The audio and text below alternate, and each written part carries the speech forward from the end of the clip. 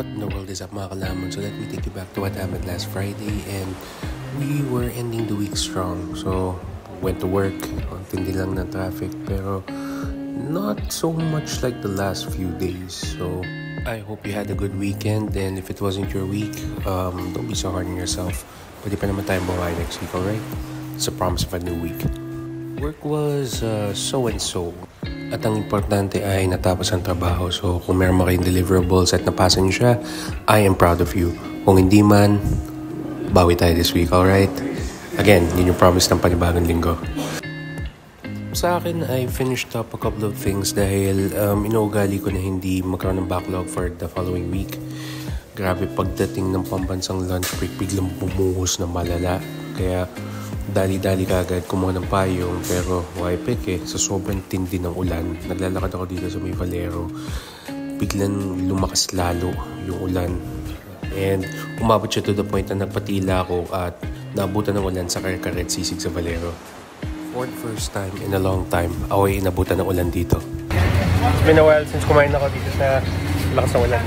Lakas ng ulan? Tamang pangontra dyan, mainit na sabaw. Yes, mula sa papaitan. Hipan, higop, lasap. Yes sir, it's the spot. Tapos noon, kumuha tayo ng konting binagongan, sama natin sa kanin, isang kagat. Yes sir, that was good. And kumuha ko ng konting menudo. Again, siguro dahil kasi natipuhan ko lang na kumain ng menudo ngayon, and it was panalo. And you know what, no matter how bad things get in that day, just with good food, it could turn things around there like a complete, siguro not 180, pero good. My shoes and slacks are soaking wet dahil sa ulan, pero alam mo yun, parang bihira ko lang din ma-solo, kumbaga yung pwesto dun sa harapan. Makakain, makausap sa Boss Bert, sa Boss Corpus, sa Mega Michelle. And you know what?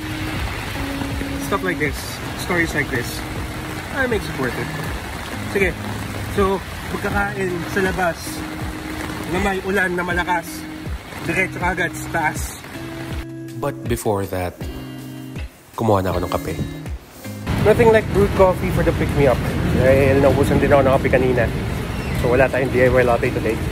So much appreciated once again sa Team Stratosphere. I always appreciate the service. Okay, legit. Dahil basa na ang aking sapatos at medyas, kailangan kong magpatuyo sa taas. So fast forward sa pambansang uwian, it was around 7 na dahil kasi again nagubos tayo ng trabaho. Ako'y naglakad dito sa may bandang Villar, Paseo, and you know, these nightly strolls, it's something. It's a perfect way din kasi to distress after everything that happened.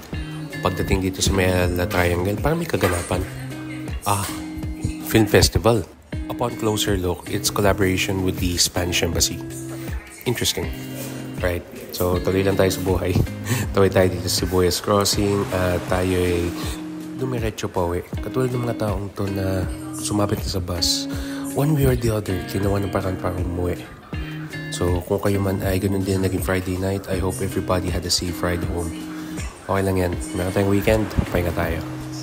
So, whether ka naglakad kayo pa uwi, pa-LRT, pa-MRT, nag-grocery, nag-dinner, nag-hangout with friends, nag-grab, nag-commute, or nagantay sa kahabaan ng pila ng jeep. I do hope everybody got home safe.